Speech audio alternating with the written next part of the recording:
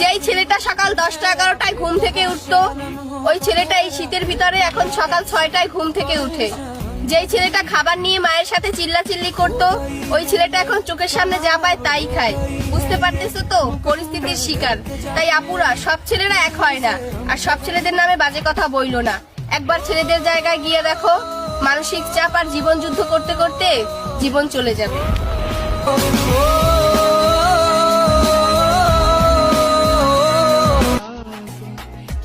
পেটে ব্যথার নাম করে স্কুলে না যাওয়া ছেলেটাও আজ হাজারো মাথা ব্যথা নিয়ে কাজে যায়।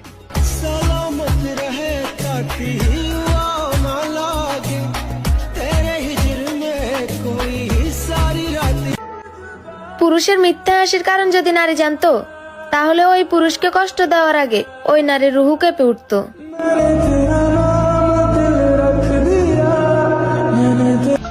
ছেলে মানুষ সকালের ঘুমই ঠিক মতো পূরণ হয় না, আবার তাদের স্বপ্ন কিভাবে পূরণ হবে? তাদের ভোর কুয়াশার মধ্যেও কাজে যেতে হয়। ছেলে হওয়া এত সহজ নয়।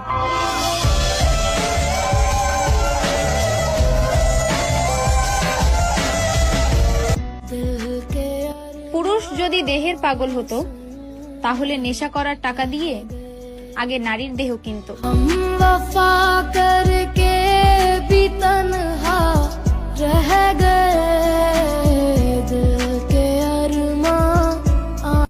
ওহে পুরুষ, পড়িও না নারীর প্রেমে, করিও না ভুল। আমি নারী হয়ে বলতেছি, নারী হলো ছলনাময়ী।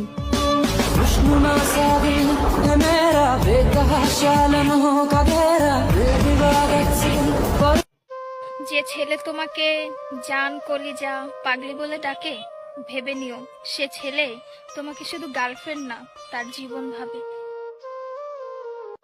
ছেলেদেরকে বলছি, মেয়েদেরকে অতি তাড়াতাড়ি বিশ্বাস করো না, কারণ ওরা কাঁদতে কাঁদতেও মিথ্যা কথা বলতে পারে।